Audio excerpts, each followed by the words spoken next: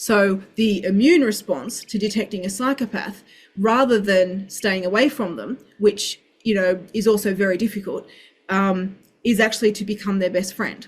And this is why they tell you, when you know that someone is very dishonest, very manipulative, the worst thing that you can do is try to convince other people of that. So I have a rule. Whenever I think that someone is, you know, when I meet someone or someone comes into the workplace, whatever it might be, and I sort of get that, I don't tell anyone. Very rarely do I break that rule, and whenever I do break it, I regret it.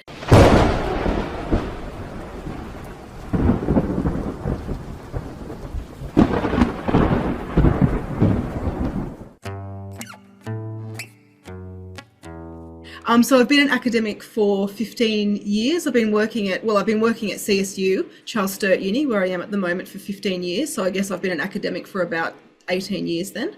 And I study human behaviour from an evolutionary perspective. I study a broad range of human behaviour. I started off in the field of animal behaviour and cognition and switched to humans a little bit later on. So my background is much more in the evolutionary behaviour of animals.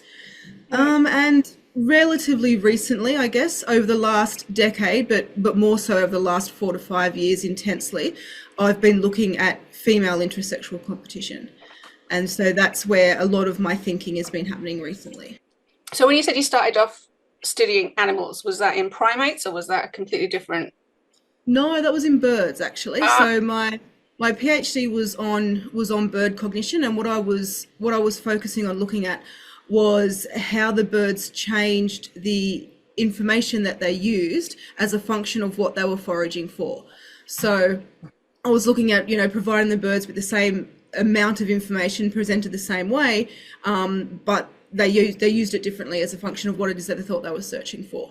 All right. So that matched the foraging distributions of those types of foods in the wild. So that was sort of my PhD. But before I even graduated from my PhD, I dabbled in a little bit of human evolutionary psych. So I had a few human papers, human behaviour papers that came out sort of during or shortly after my PhD. And once I started working at Charles Sturt, they actually did set me up with aviaries. I can see your puppy dog in the back having a wonderful time. I'm going to put my earphone. They did set me up with aviaries at CSU very generously. But the ongoing logistics of it there, it wasn't really feasible. So I continued to do some bird research for a while, but it wasn't sort of long before it became clear that I was going to have to focus on people. That was just sort of logistically how it turned out. So that's where my focus went. And I've been studying sort of people, I guess, for the last 15 years. What got you interested in female intersexual competition and studying it? So that's a really good question. It's a little bit of a roundabout sort of story. So I wasn't interested in that necessarily to begin with so much. So my interests in human behavior were much more similar to my PhD. I was much more interested in how people just use different types of information adaptively and how you can predict that from ecology and whatnot. That's sort of where I started. And so that was sort of one line of investigation, and that was looking at visual information and visual attention. So looking very much at the vision perception system. That was one thing I was doing. And then another thing I was doing that was not really related to that is I became quite interested in the face as a sort of signaling system. So that was partly to do with facial attractiveness, but even the attractiveness stuff was really just an edge, or really just a bit part of what I was doing. What I was much more interested in was what information do we actually pull out of human faces? Like, what information do we actually signal out of our face, and then how do different people pull that information out of the environment and use it? That's really what I was interested in. And that took my research, being interested in that kind of then ended up doubling back on the attractiveness stuff again, because something I became quite interested in was facial asymmetry. And so fair bit of work has been done in the space of how asymmetry affects attractiveness judgments.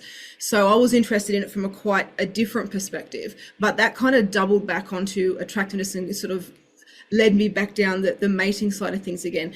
But then as I was looking more and more at faces, I became more interested in the fact that people high in psychopathy have different patterns of asymmetry to people who are less high on psychopathy.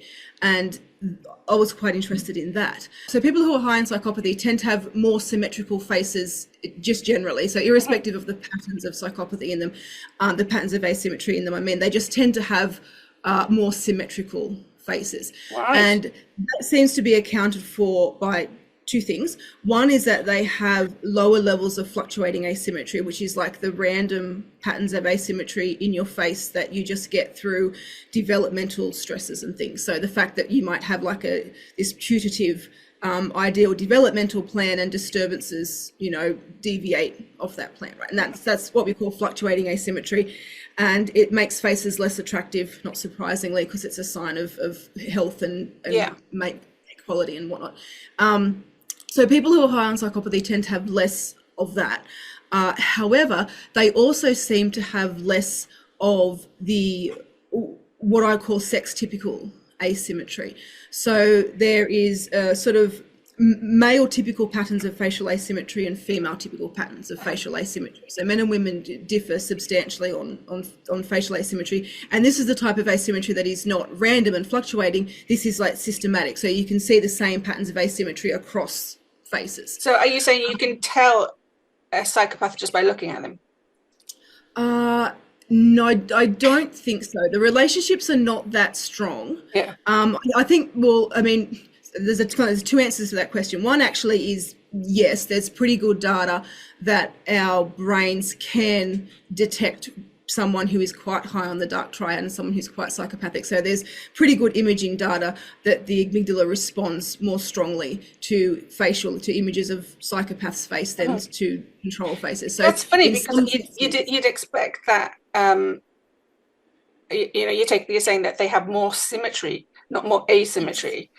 And you'd expect, if a person was carrying, I don't know, more deleterious mutations or something like that, they would show that in asymmetry rather than symmetry. Exactly, that's right. But I don't think that psychopathy is deleterious mutations. Psychopathy is a parasitic social strategy. And I think the reason why people who are higher on psychopathy have more symmetrical faces is quite possibly because that type of strategy is most effective if you're sort of a higher than average mate value person. And so we know that that fluctuating asymmetry varies with mate value. So the higher you are on mate value, the less fluctuating asymmetry that you have. And I think that psychopaths are above average on mate value, which I think probably accounts for that relationship. It's a sort of a condition dependent, environmental dependent developmental strategy to develop into a psychopath. And one of the cues that the body uses to decide whether or not to do that or how far down that path to go is cues about its own mate quality. If you're a high quality individual, that's going to make you more likely to do well as a psychopath than if you're quite low mate quality. And I think that might account for the different amounts of fluctuating asymmetry that high psychopath faces carry. Right. But as for the patterns of sort of systematic asymmetry, that requires a different explanation. And I did a fair bit of research, especially with a few students of mine, looking at why that might be, and some of that project is sort of stalled for me. Although there's a few publications I can still get from that, which I will, which is sort of why this data hasn't been published yet, because it was done in conjunction with students, and some students didn't finish, and it sort of lagged. What happens when you're in the real world with science, it can get a little bit messy. But sort of the basic sort of take home message I think that I'm sort of working with at the moment from that is that we humans use our faces quite strategically during face-to-face conversation. So once I tell you this, you will then look out for it and you'll then see it all the time. So most people have a side of their face that they show most often when they're talking. Very few people will actually talk to you face on like that. The majority of people will talk to you in some sort of a three-quarter. However, what they'll then do is when they want to emphasize something or they want to say something, they'll do that and then they'll go back again. All right. Now that I've pointed out to you, you will start noticing it all the time. and there's a lot of work, a fair bit of work actually has come out of Japan on facial asymmetry and communication as well, and showing that it does correlate, like the extent to which people use the different sides of their face when they're being honest versus when they're trying to deceive and things like that. That does actually correlate with then how trustworthy or otherwise they are in economic games that they get people to play in the lab. So what I'm sort of taking from all of that together is that the reason why individuals that are high on psychopathy have got less of the systematic asymmetry is it basically makes their faces harder to read. So most of us are engaging in face-to-face communication with cooperative motives most of the time. Obviously, we also have opportunities when we want to deceive, but mostly it's cooperative. Whereas if you're adopting the kind of parasitic social lifestyle, then almost all of your social interactions are not cooperative. They're almost all manipulative and deceptive, which means that you will then benefit net from having a face that's hard to read as opposed to a face that's easy to read. And so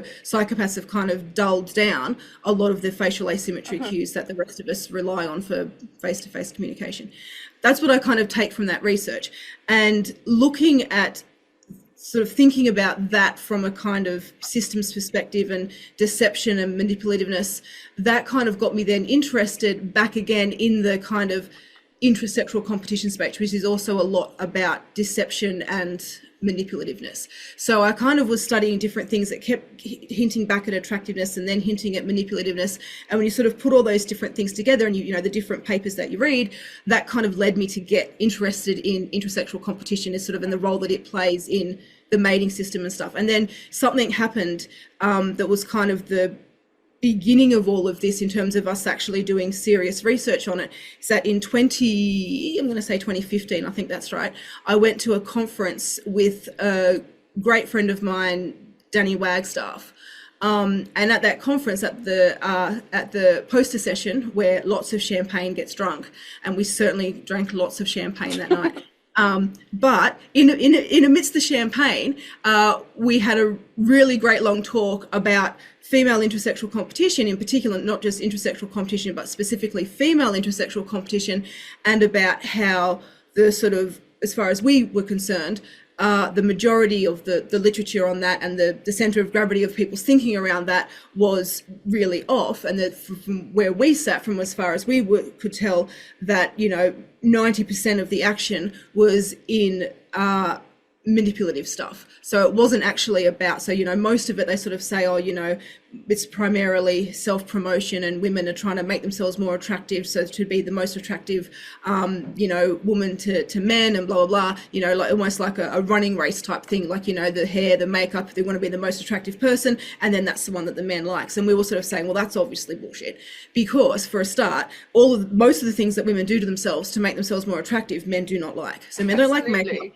They don't like fancy hair. They don't like fancy clothes. They don't like any of the things that women do to make themselves more attractive. It's patently obvious that none of this stuff is actually being done for men. Yeah. Right? Men are happy if you're wearing a sack, basically. Yeah. That they're fine with that. And if you'd like to take it off, they're fine with that as well. And that's about as far as they care about when it comes to grooming and adornment, right? Absolutely. It's kind of this kind of arms race for perfection and glass skin and fake eyelashes and fake hair and all of it. This is completely driven by women, isn't it? Yeah, men hate it. So I've got some data from a more recent PhD student of mine who's finished now. So I guess technically this is published because it's in her thesis, but we're still working on the papers.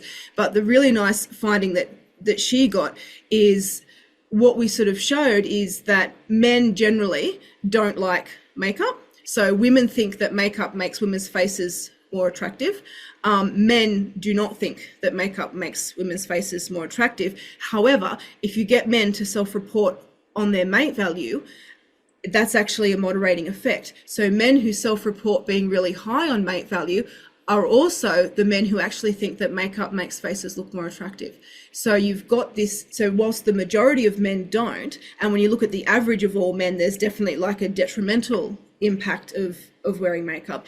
If you look at those men that sort of, I guess, consider themselves the alpha males, they actually like all of that dolled up kind of stuff. So there is a small minority of men who are tuned into these, sort of highly competitive female cues, but it is a minority of men. And because these are the men, I mean, they self-report being very high on mate value. Who these men actually are in the real world, I don't know. But I would imagine, given that they self-report themselves as being effectively 10s out of 10, they would not be in the league of the vast majority of women who are wearing makeup and whatnot to try and make themselves more attractive. And so the sort of really obvious conclusion from that is, if women are not using hair and makeup and, all of the things that sort of come into that broad doling up kind of category, if that's not signaling to men, then it must be signaling to women, because that's kind of the only other people left.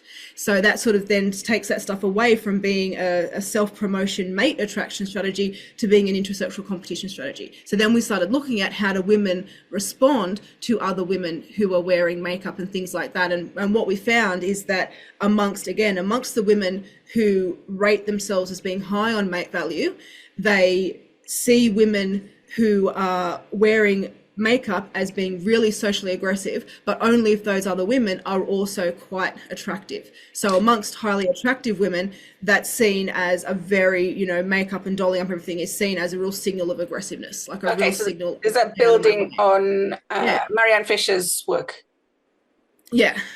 So it's definitely looking at that. But what's interesting is that among the sort of, more normal women, if you like, so women at the kind of mid to lower end of mate value range, they see all those things more as a sign of competence.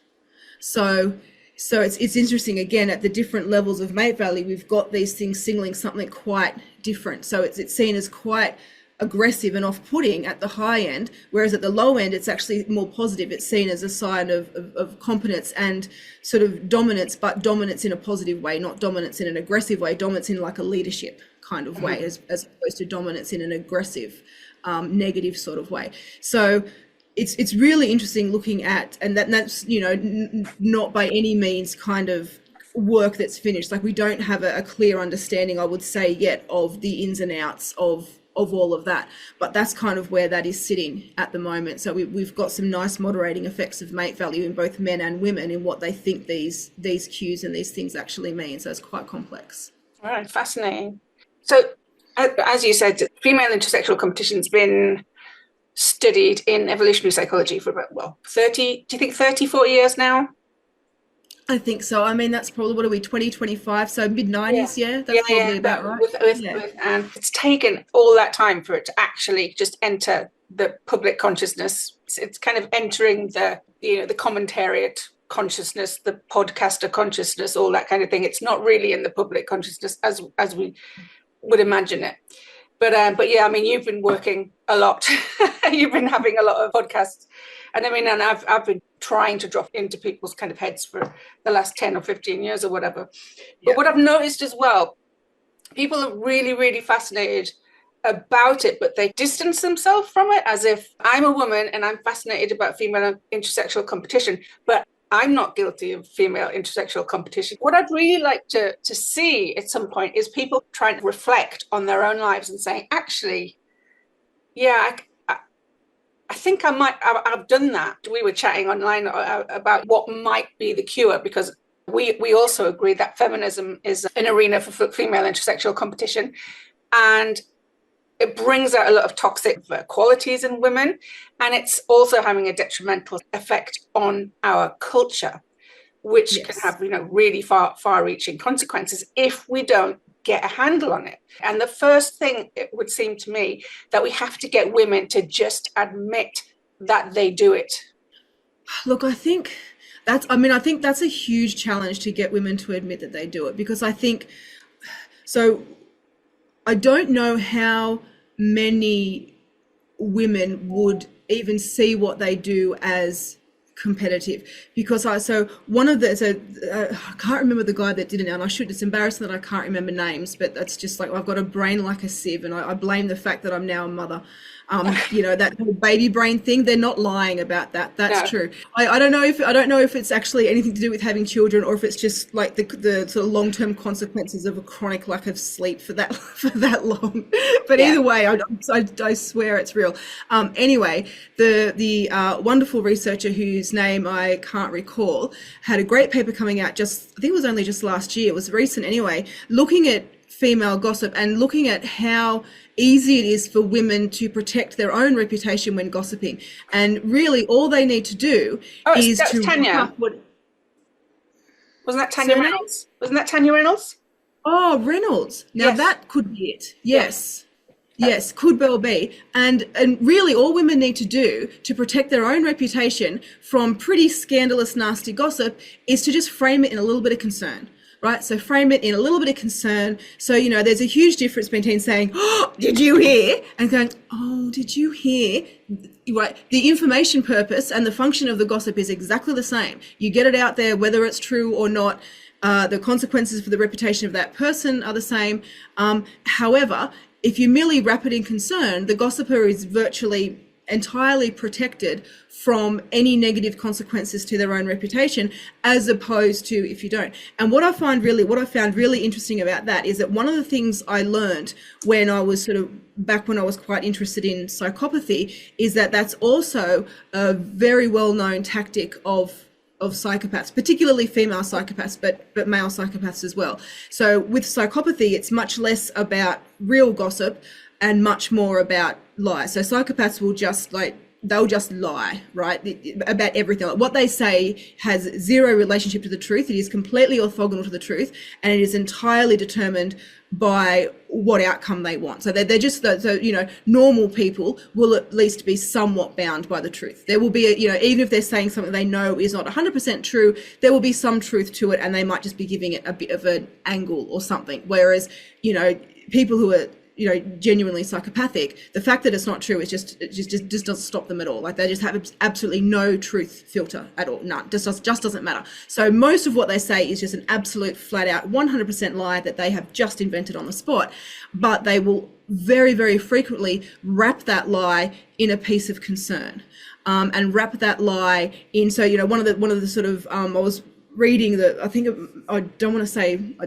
want to say Robert Hare, but I'm scared that it might have been someone else's writings that I was reading. But I think this was come from something from Hare that I was reading, and he was just going through some sort of classic examples of what psychopaths do. And one of the examples he sort of gave was it was a female that he was talking about, a woman, and he was saying that she would, in order to sort of get her gossip out there, she would sort of frame everything in, this dear friend of mine, I love her so much. She's so wonderful, but I'm so worried about her because she's starting to do some really destructive things, and I don't know what to do because it's so unlike her. Yeah. And we'll then follow that up with a whole bunch of absolute lies about what this person she loves so much and cares about so much has been doing to her. And then, of course, she takes on the role of the sort of the victim and takes on the role of being so generous that she's not even angry about what the horrible things that this person is doing. And of course that just triggers the kind of righteous response in whoever they're talking to, who feel like they want to come in and defend, and of course it's all just a lie anyway. But I feel like that is kind of the very extreme version. So this is sort of what psychopaths do, right? They take normal human reactions and they turn them into their little box of tricks, and they just bring them out when they need them. And so they always represent like the extreme version of normal behavior. But I think in regular people, I think we see a similar type of thing where, I don't think that most people are necessarily even aware that by just wrapping something up in a little bit of faux concern, is it even faux concern? It need not be. It could even be real concern, or what they have decided is real concern. The lines between these things are so grey, and this is the kind of the thing with female intrasexual competition, because everything is everything is double speak, right? Everything is said with manners, even when there's no actual genuine concern behind it. And so it's so, the plausible deniability is so, it's so there all the time, but it's also there like to yourself, right? It's not just for everyone else's benefit, it's for your own benefit. So getting people to actually concede that this thing that you did was actually competitive or designed to harm or functioned to harm is always going to be an uphill battle, because the nature of female intersexual competition is that every single one of those interactions is just wrapped up with a nice pretty little bow called plausible deniability and passed on to the next person. Absolutely. And so getting people to actually recognize that this is what women do and this is what you do, and this is what I do, and this is just what women do. That's extraordinarily difficult, because I think for a lot of women, they would just be like, no, that's not nasty. That's I just really nice. do care. Of course, we Yeah. talk about each other. We talk about each other because we're concerned. It's like, no, you're not. Yeah, yeah. But they are. So it's incredibly difficult to get people to recognize what actually is female intersexual competition. And I was talking with someone only sort of the other week, and saying that the other thing to sort of consider with intersexual competition as well is that, sort of my theory is that it's becoming more and more intense and more widespread as we go on. It's not it doesn't sit at static levels, right? So if it's becoming more and more intense, then, kind of one or two things has to happen. If it's initially quite nasty and sort of is engaged in most often by people who are quite high on like the dark triad traits, and certainly intersexual competition does appear to be related to the dark triad. If that's kind of sort of one group of people who are a minority of people who tend to drive a lot of the behavior, if it's going to become quite intense and widespread across the population, such that it's almost like a population level behavior that is actually strong enough and like omnipresent enough that it can actually have impacts on like the population-wide birth rate, for example, in terms of reproductive suppression, then there's some sense in which it can't only rely on those really sort of Machiavellian and narcissistic mechanisms, because they aren't strong enough in most people. So it's going to have to be leveraging off what are ostensibly pro-social motives, or it's not going to be able to reach these kinds of really intense levels that at least I'm hypothesizing that it's reaching. And so it sort of has to be leveraging off pro-social motives. So it's going to be really difficult to convince the average woman that the advice that she gives her friend to, not have a baby yet and to focus on your career is actually not coming from a good place, even though you think it is. You know what I mean? Hair. It's quite tricky. It's quite tricky. No, yeah, I think, Christ, there's so much in this, because we're going to talk about escalation soon. And I've got an example of escalation, which is really good from the Maureen Callahan, the nerve thing. She starts off kind of really caring about mean girls. Of course, I'm not a mean girl.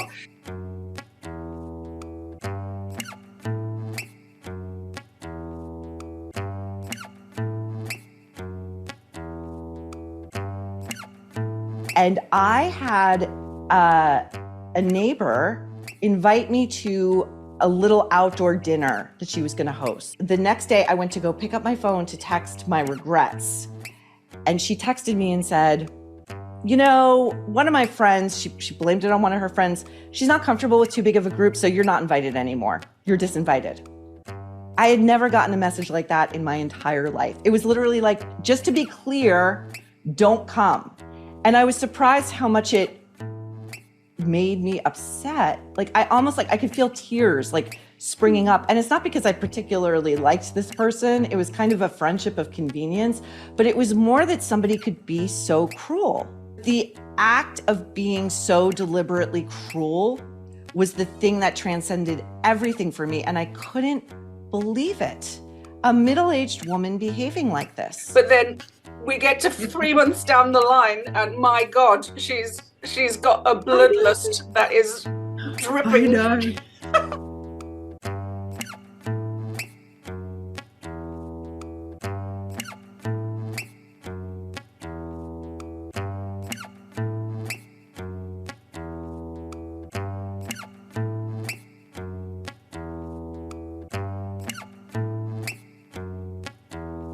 What I think about Meghan, because I think she's a malignant narcissist who is a truly terrible person.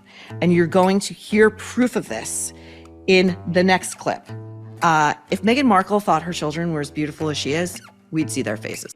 That was great, wasn't it? It was just, and I knew it was going to happen, because like she started off once a week, and then she went, we're going to go twice a week. I thought, oh my God. She's gonna go completely off the rails, and she has. But just for people watching, can we define, because you've mentioned psychopathy and then you've mentioned dark triad. Now, it's a kind of heuristic, isn't it, psychopathy, for the dark triad, which is made up of the Yeah. three things. Can you just explain to them what that is? It sort of is. So psychopathy as a construct kind of started within the forensic sort of space. So, it sort of arose as a construct to explain like the worst of the worst, most depraved crimes, to sort of understand how somebody could actually do that. And sort of somewhat separately to that, within the sort of study, the study of personality effectively, so the study of normal individual differences between normal people, arose this sort of recognition that the kind of dark sides of human personality were generally not being studied. So even most people outside of psychology might be familiar with the Big Five, which is sort of the dominant model of human personality traits. And the idea is that, most of the sort of variance in human personality is captured by these 5 dominant traits.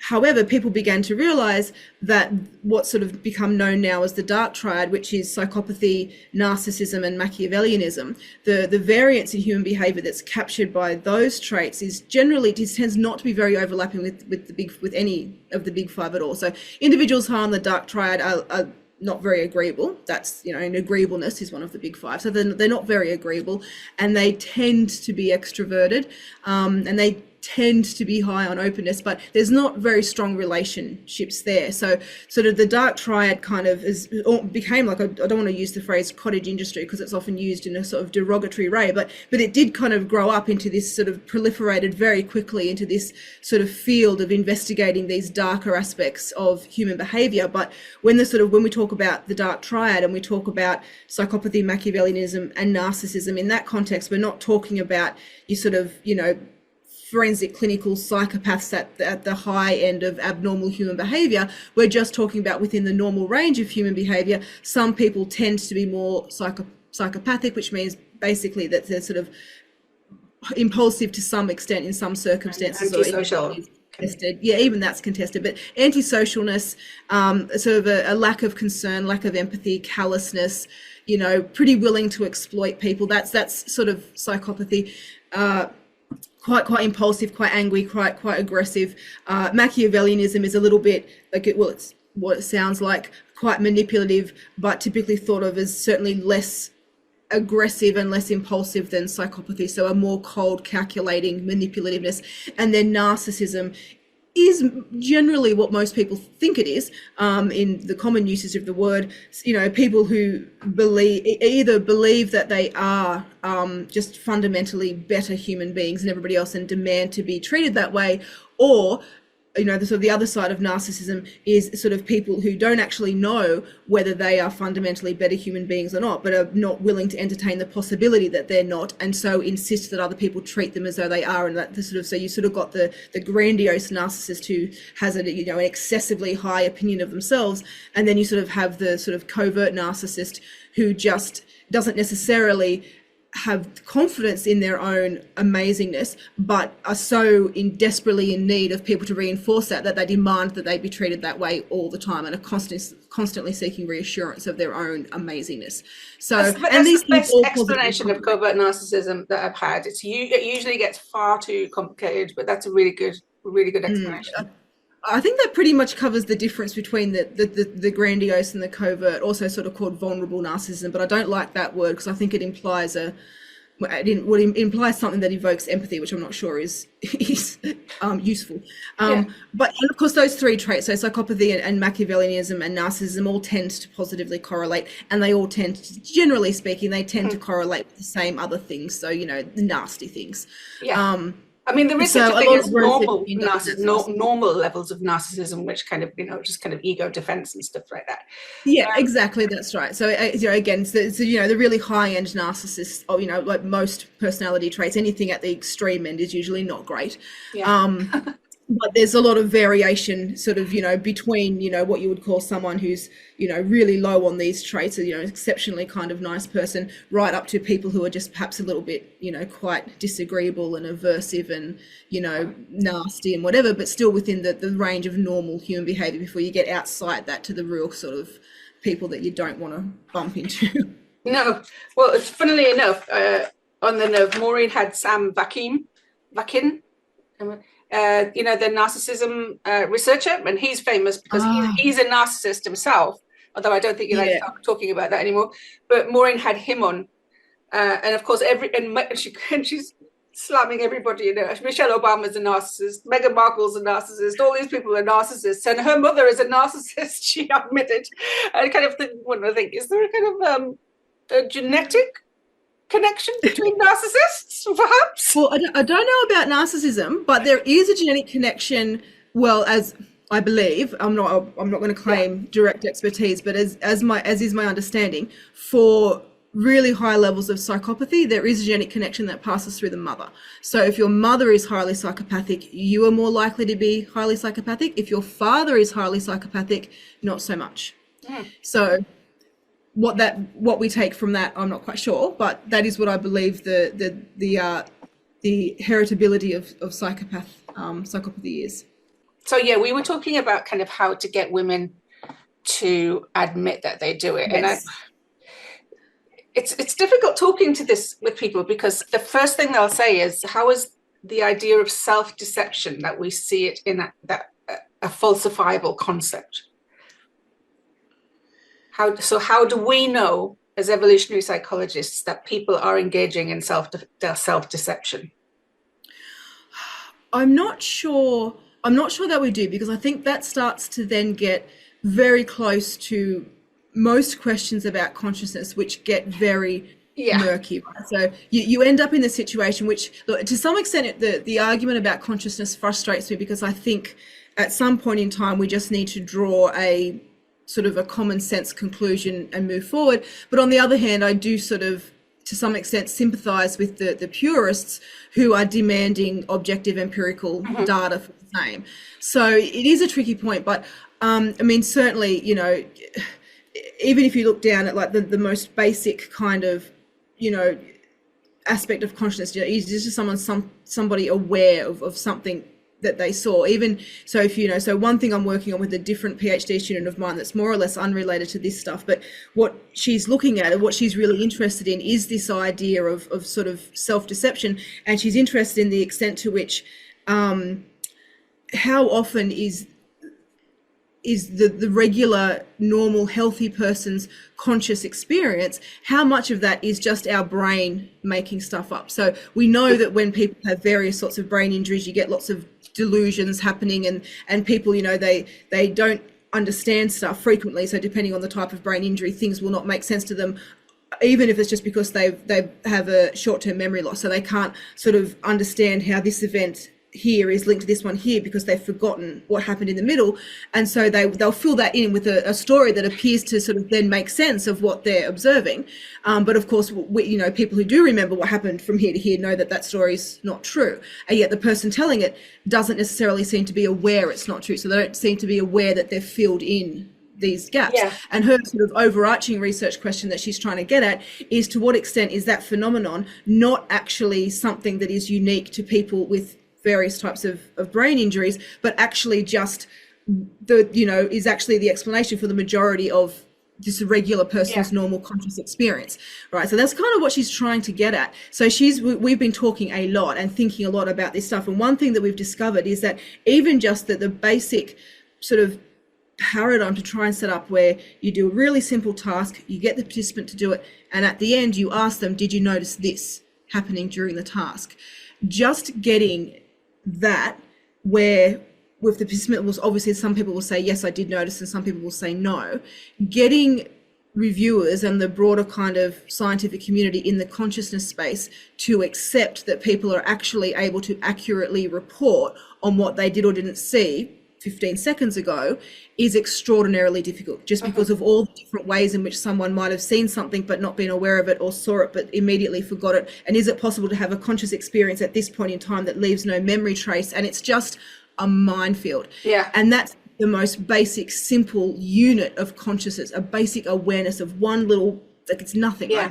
And it's almost impossible to nail that down. So taking that and trying to extrapolate that out to, are people aware of their own motives and opinions around a really complicated social interaction? It just becomes like, you just think, God, if we can't even sort out this agree amongst ourselves how to measure conscious awareness of a basic perceptual phenomenon, how do we satisfy those kinds of requirements when we're talking about social interactions and what people are and aren't aware of? It becomes like, from a really hard line empirical perspective, you would have to say almost impossible, which is why you sort of go, well, do we just have to resort to common sense? You know, do we just have to resort to, well, look, if this is what people say their experience is, and we can have some, I don't know, some way of verifying that they're not deliberately lying, is that good enough? Right? Is that what we should run with? But it's really hard. It becomes impossible. And so the idea of how can we as scientists, you know, actually demonstrate that people are engaging in self-deception, I think if you want to apply a really hard line standard of evidence to it, I think the answer is we can't. If you want to apply a softer probabilistic standard of evidence, well then, you know, yeah, we can ask people, and we can, you know, design surveys, and we can look for correlations between what do we think if people are engaging in self-deception. Well, you know, what are the kinds of things we would expect people to say, and can we correlate that with something else that we believe should also indicate self-deception, and can we kind of triangulate some evidence? But depending on your standard of evidence, I would say that there would be plenty of people that would not accept what we would be able to produce in terms of answering that question. That I'm not sure we can. Yeah, I mean, I know you're talking about brain injuries there, but I mean, it's not just the injury, isn't it? Because when I was writing my paper about modularity, and obviously the consciousness referred into that, a lot of experiments have been done on, you know, epileptics and split brain, which actually, you know, do empirically show that, you know, the brain is constantly, or we are constantly unaware of certain kind of motivations that we do. 100%. Another kind of, it's not particular, it's theory based kind of, but the proximate ultimate distinction is kind of a good heuristic for that, isn't it, as well? Because when we're hungry, we say we're hungry. We don't say, oh my God, I'm trying to stay alive when I'm getting a biscuit. So it's kind of exactly. the body. So carry on. No, I was going to say, I just had a little Twitter exchange about exactly that. So somebody asked, why do women talk about sex more often than men do? And so I gave a little, of course it's me, so I gave a little evolutionary psychology explanation for what the benefits that women might derive that would be specific to women by talking about sex. And someone wrote back and said, oh, but don't women just talk about sex because they enjoy talking about sex more? And that's like the classic misunderstanding about proximate and ultimate. Like, yes, they enjoy talking about sex more, but why do they enjoy talking about sex more? Like, you know, you need an explanation for why they enjoy talking about sex more. How could evolution select for women to engage, or for anyone, we'll say women because that's the example we've got, but how could evolution select for women to engage in a particular behavior more often than men without producing mechanisms that motivate women to engage in that behavior more often than men? Like, of course there will be mechanisms that make women do that more than men. That's how evolution works. Mechanisms evolve that produce behaviors, and when those behaviors have inclusive fitness benefits, those mechanisms get selected for. Like that's the functional mechanistic cycle. So, but yeah, getting people to understand that I think is quite difficult, and you're right in that the conscious unconscious battle is often not just a good analogy of that, but I think it's actually a homology of that as well, because rarely, if ever, are people conscious of the functional consequences of their behaviors. Like, you know, the reason why you behave like this is because, you know, right up until now, in generations past, your ancestors who behaved like this reproduced more than people who didn't, and that's now why you do this. And that's of course, why you're here now. People are not aware of anything, you know, and there's no need for anyone to be aware of the functional consequences of their behavior in order for the behavior to nevertheless serve those functions.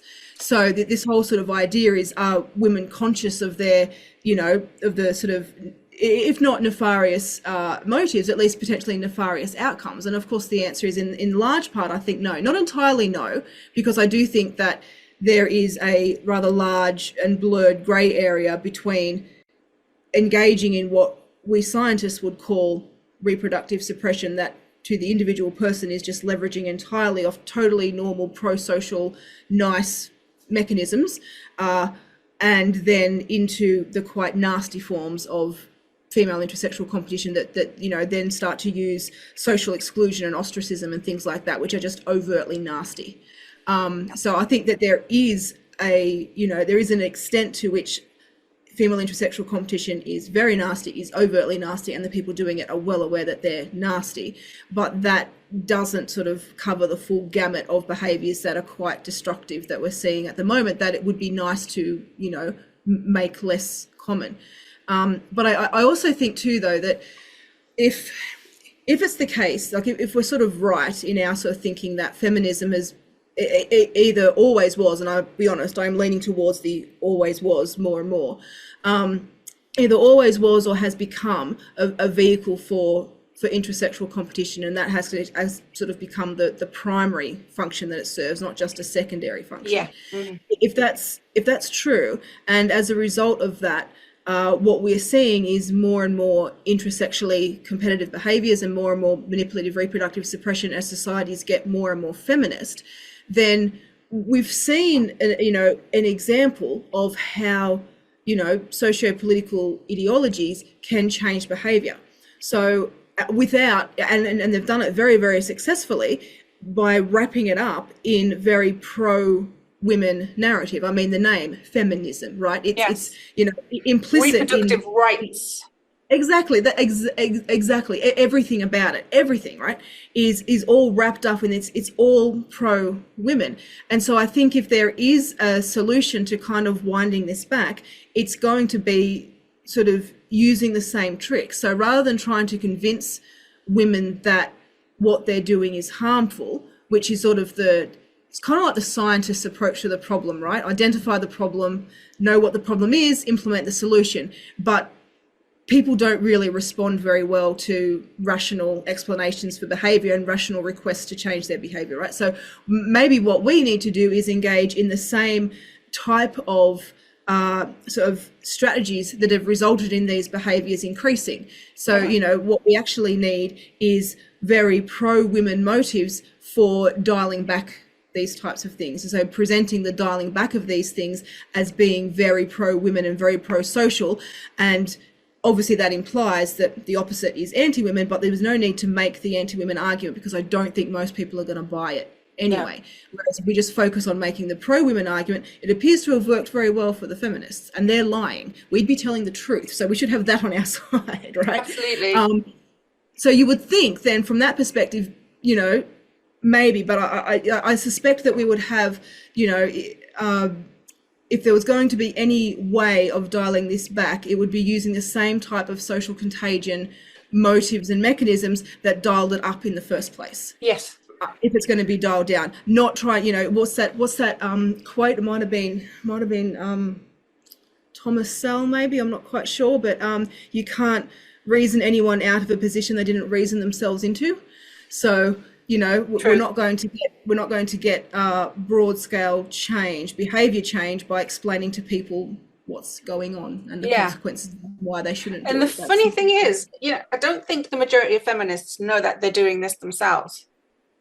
I think many of them actually think they're helping women rather than simply actually being puppets to, you know, to something they deny because they think evolutionary explanations are biological determinists and stuff like that. But they're actually much more susceptible to those determinisms because they deny them and refuse to understand them. Yeah, of course. You know, denying them and refusing to understand them, I think, is one of the sort of like, I need a word for this, but I've kind of identified a number of aspects of the sort of human mating system that have been consistent over evolutionary time. Because if we're going to propose that feminism is just kind of some sort of instantiation of intrasexual competition, then we have to sort of assume that those mechanisms have been able to have had opportunities to play out before. They wouldn't have been called feminism before, but they've had these opportunities to play out before. And so they need to be kind of like, you know, as sort of unique as our modern world is compared to, you know, previous worlds and historical civilizations, there must still be these constant and consistent characteristics that feminism is hooking onto. And I think one of those is sexual dimorphism. So, you know, a key tenet of the human mating system is what we all choose to judge the mate quality of others, even as down to as basic as how we identify who is a prospective mate and who is not, is sex differences. So sex differences in appearance, sex differences in behavior, and then overlaid on top of that is also the within sex variation that we see in terms of femininity and masculinity. And so I think one thing that female intrasexual competition has probably always targeted, and that's why feminism targets it now, is sex differences. So feminism, has always denied that sex differences are real. They're always been attributed to some nefarious, they've been sort of declared a social construct, or at least the result of social constructivism, with some, nefarious motive attached to it. So, if the world, if we weren't in a patriarchy, then we wouldn't see sex differences in X, right? In whatever trait it might be. So I think that, there are certain things that feminism latches on to, which female intersexual competition would always have latched onto, and sexual dimorphism is one of those. And that's why we see feminism denying sex differences, denying biological determinants of behavior, and all of those types of things, because what that does is that then breaks the link between sort of all of the cues that we would normally use to judge mate quality, and then the cues that feminists would like women to use to judge, partner quality. And of course that the feminist narrative is that anything masculine is toxic, and of course masculine things are by and large indicators of high mate quality. So the denial of the biological relationship between everything that is a person and our preferences is sort of opens the door then for feminists to then start dictating what those preferences should be. So I think there's probably a relationship between the rise of feminism and drop of testosterone in men.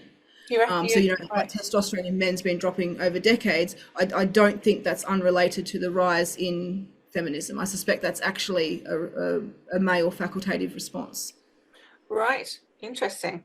Have you read Herland? It's a Victorian feminist fantasy, Charlotte Gilpin's something like that. But in that, sorry, I can't say I have.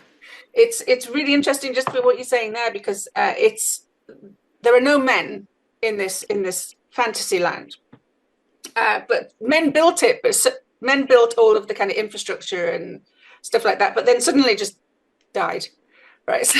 And they left all the women, and then suddenly certain women just became pregnant, spontaneously, and in this land that men built, because there are no men, they still have men's roles. So in this feminist fantasy, they create castes, and the women can't choose their caste. They're forced into their caste. There's absolutely zero female choice in anything. It's worse than the worst Islamic republic you could imagine. And this is the feminist. I'm going to have to read that. I'm going to have to. The one thing I love about doing these interviews and podcasts is I walk away from every single one of them with something else that I have to read, and that is obviously what I'm now going to have to go to read. But see, that is so. It's just there's so that's the unconscious, and it is so. But that is so feminist, though, right? That is so feminist. The complete control over, I don't know what happens in this book, but I assume if some women are allocated to this male cast and have to do these male roles, I presume that these women are not then going to become mothers. Is that? Oh no, they're the sterile cast. There's exactly. Yeah, that's what I would imagine. Right. Yeah. So it's fascinating, isn't it? It also speaks to as well, I think, something which also we just don't talk about enough.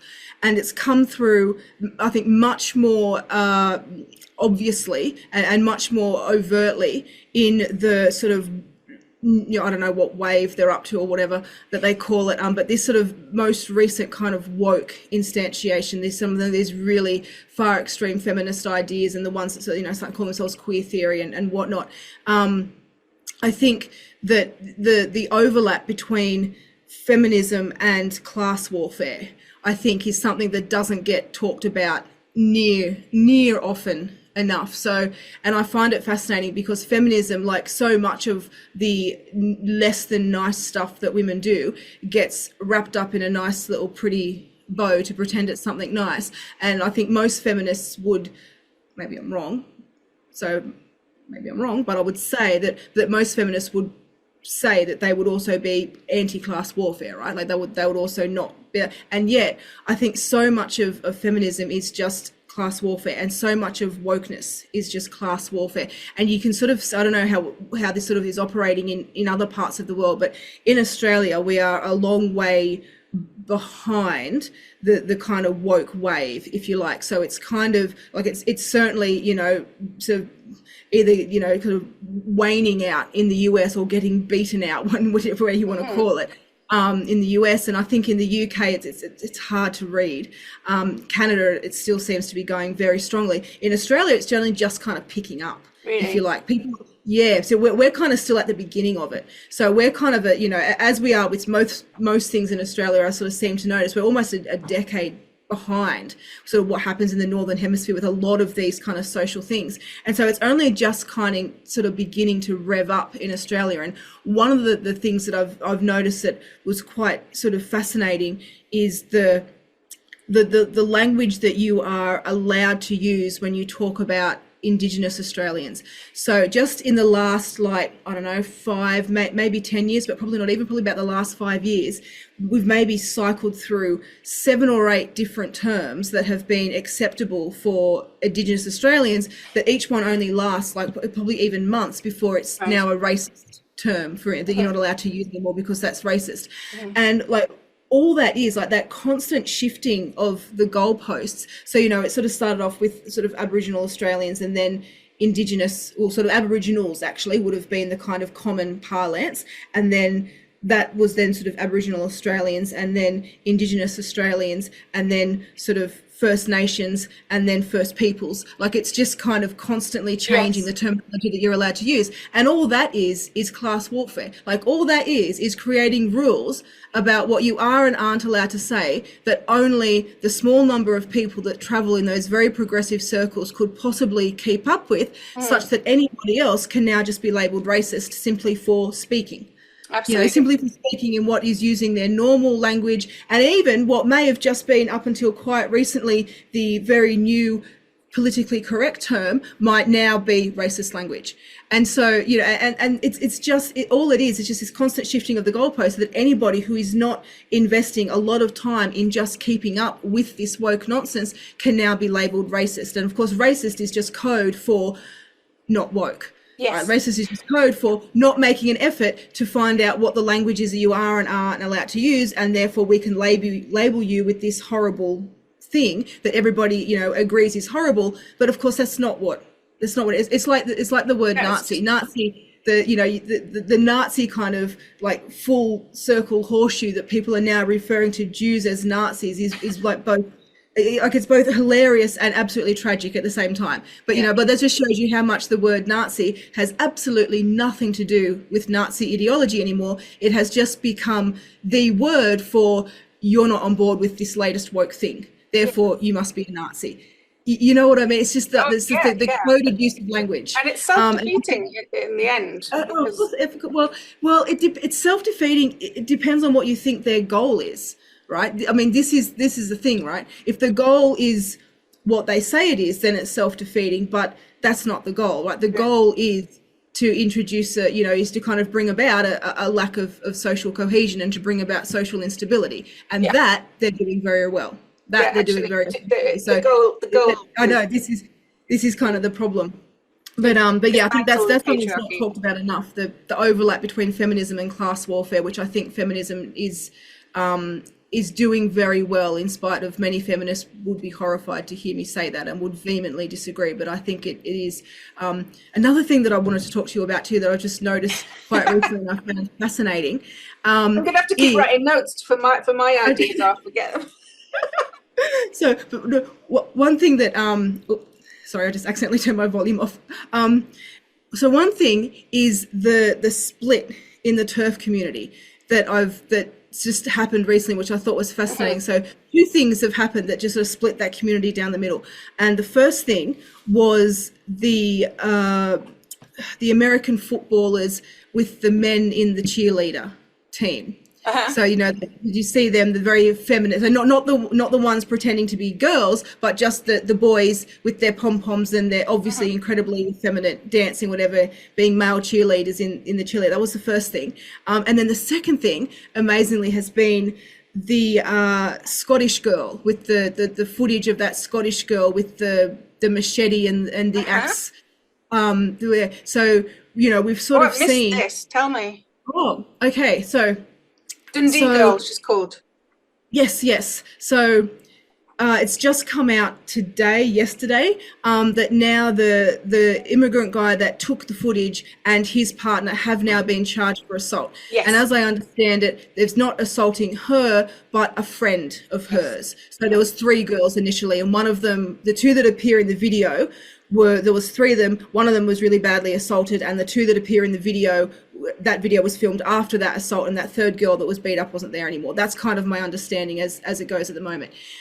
But what was really interesting is that you sort of got a lot of people were coming out in defense of the girl initially, and then a lot of people were coming out saying, like, quite a little bit horrifyingly, actually, given the whole grooming gang, scandal revelations, some people coming out, again, really classist, talking about, her in a quite derogatory sort of way. I think, edit this out if I say the wrong name, but was it Kathleen Stock, I think, wrote a little quite disparaging piece about this girl before it was announced that actually the immigrant's now being charged. Yeah. So I was keeping quiet on this whole thing because I just thought, the fog of the culture war is thick here. I'm just going to wait for things to settle.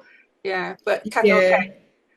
Yeah, so I'm pretty sure it was Kathleen Stock wrote quite a damning piece about her, and that was sort of suggesting that, and was sort of bringing in the racist card a little bit, and and then I think it might have been maybe Julie Bindel, I think, might have had something to say along the same lines as well, suggesting that I'm writing something about Julie at the minute. Yeah, racist to be linking, just to be assuming that because this guy was an immigrant and whatever.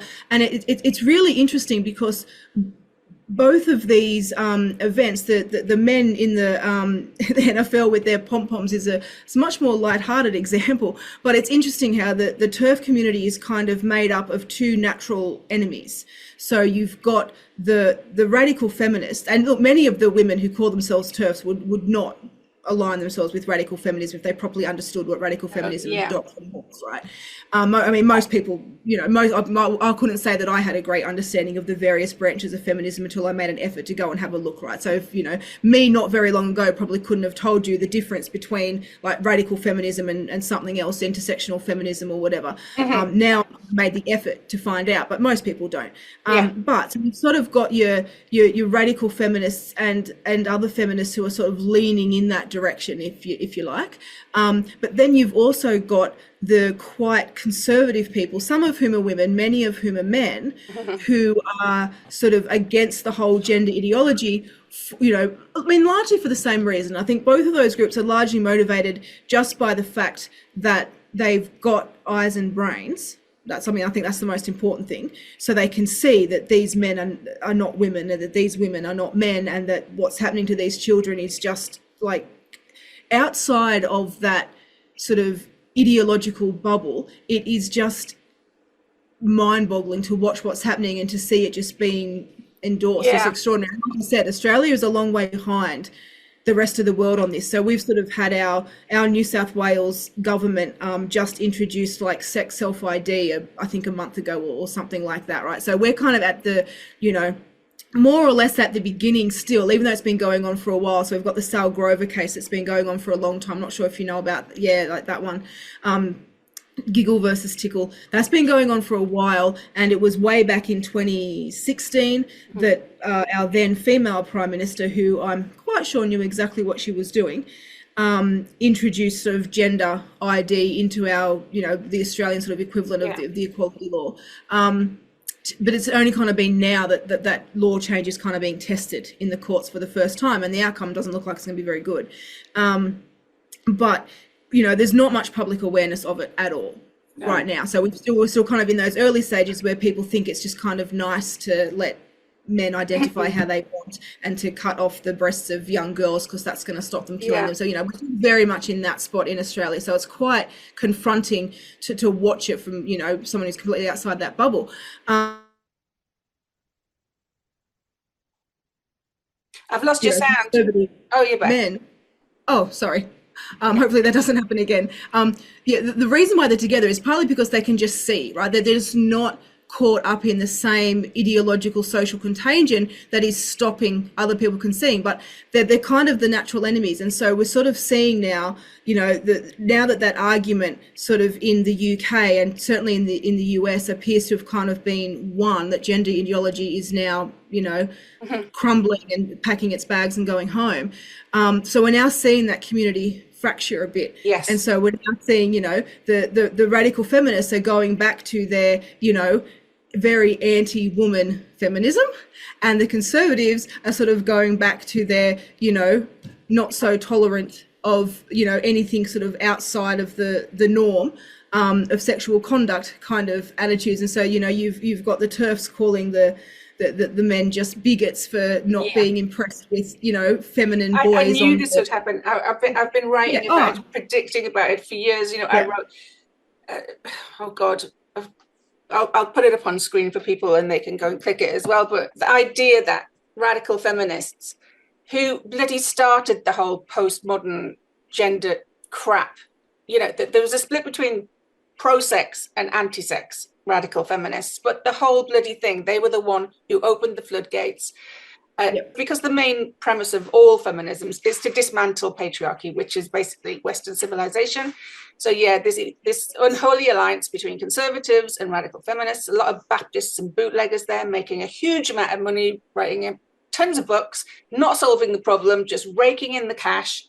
And science actually, I think, solved the problem, and common sense. So I don't see feminists as saving women. They came in trying to put a fire out that they bloody started in the first place. So that's just ridiculous. And yeah, and I knew immediately that people like Julie Bindel, Catherine Stock, all of these people, even J.K. Rowling, you know, she gets one thing right and she's wrong 99% of the time on everything else. And this one thing about trans, she gets right and is lauded, but she's a bloody radical feminist. She hates men. She wants to dismantle the patriarchy.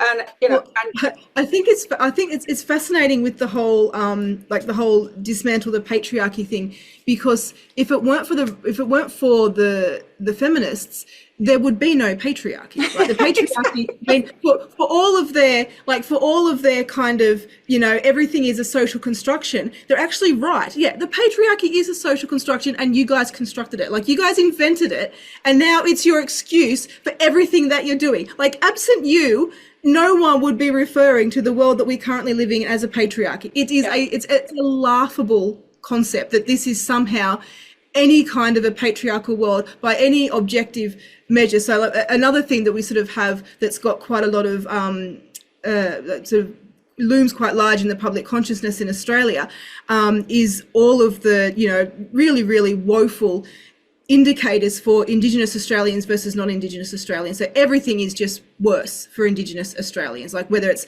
life expectancy, education, health outcomes, crime, every marker that you just basically want to point to.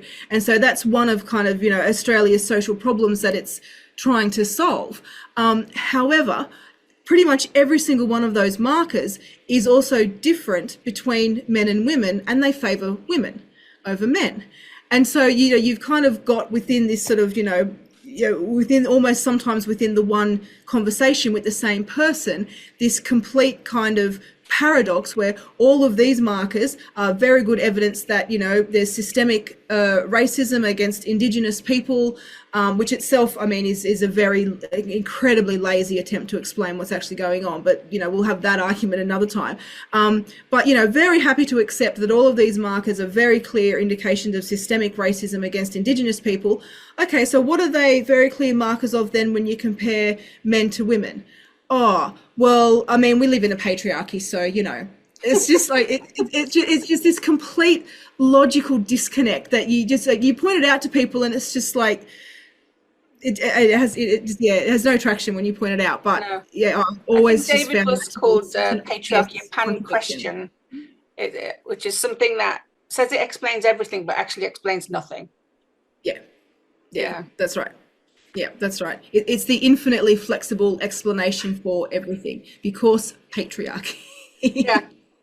And well, one of the solutions might be to expose feminism rather than try to get women to understand that stop, Dougie, sorry, that they are unconsciously suppressing other women in competition, is to actually just expose feminism for what it actually is and try to get the feminists out of the corridors of power. Because although a lot of people who call themselves feminists, like, you know, a lot of people, like you said, a lot of people call themselves TERFs, but don't have the first clue what radical feminism is and what it stands for. Yeah. And so if we expose it and say, you know, you really don't want to be calling yourself a feminist, because what you're doing when you call yourself a feminist, even if you think, oh, I'm just a liberal feminist. No, if it's got the feminist attached to it, this is what it means. This is what it means. So call yourself so say that you're for women's rights, absolutely. Say that you don't believe in trans ideology, absolutely. But just don't call yourself a feminist, because you're actually feeding coin to your captors and giving them stolen honor for just, you know, common sense and science, which they reject. Yes, I know. It's funny. I remember, you know, back in, I don't know, maybe the late 80s, 90s, maybe, when the Greens were the sort of the party of the science, because, you know, the science about the loss of endangered species and loss of biodiversity and whatnot was sort of all on their side, right? And it's amazing how quickly they've just become the anti-science when it's no longer convenient. Like when the scientists are no longer conveniently saying what they want them to say. It's amazing how much the left side of politics has now become the anti-science side. Like, you know, they were clearly never actually pro-science. It was just convenient that, you know, certain bits of the scientific enterprise were working for them at that particular point in time. It took me a while to figure out that there wasn't actually any natural alliance between the left side of politics and, you know, and scientific enterprise, because, you know, the era that I grew up in, it was always or rather the era that I guess I was sort of educated in, not so much grew up, I was a bit older, but it was always the kind of the boogeymen for scientists were the Christians. So, you know, I sort of was at university when, at least not in Australia so much, but in the US, where there was sort of that push to teach creationism alongside evolution, and then someone else whose name I can't recall, but we can look it up and then you can put it in the little things below the video, wrote an absolutely fantastic paper way back in, this must be close to 20 years ago now,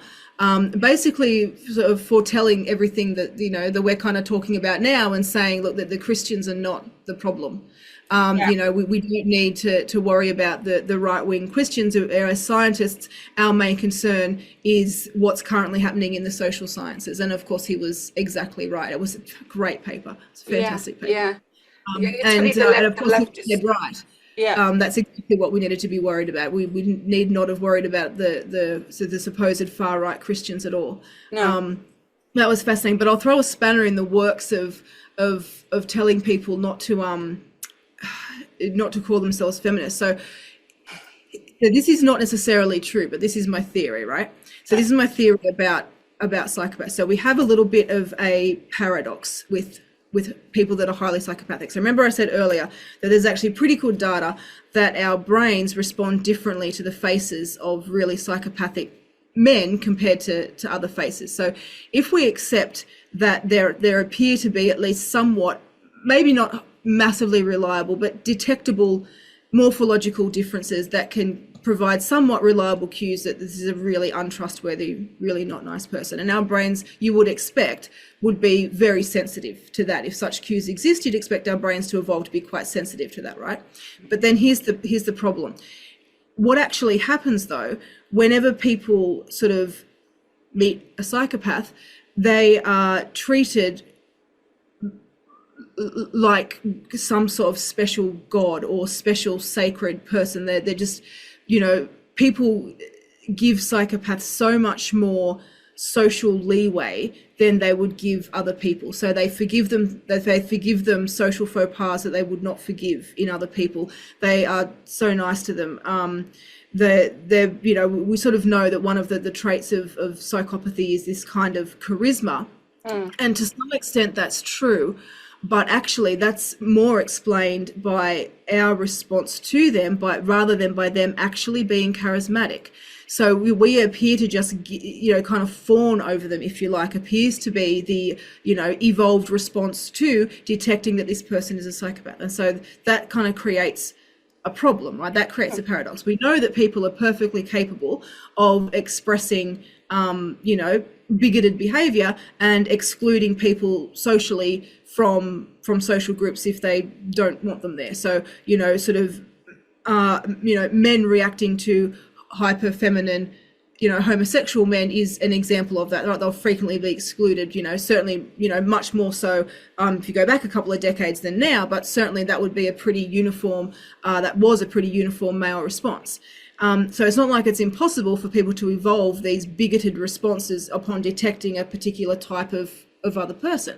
And yet with psychopaths, even though they're quite arguably the most damaging category of person you could come across, and we appear to have pretty good evidence that, yep, our brains can recognize them. And in fact, one thing that I agree with now, that I've come to agree with, and that the people who work with psychopaths a lot will say, is that they're actually not that hard to pick. So if you've never had interactions with someone like that and you haven't kind of learnt the tells or something, then it would be harder. But they're actually not the Machiavellian geniuses and masters of disguise that you might think they are. They actually have a pretty finite set of pretty rigid tools that they use in their social repertoire.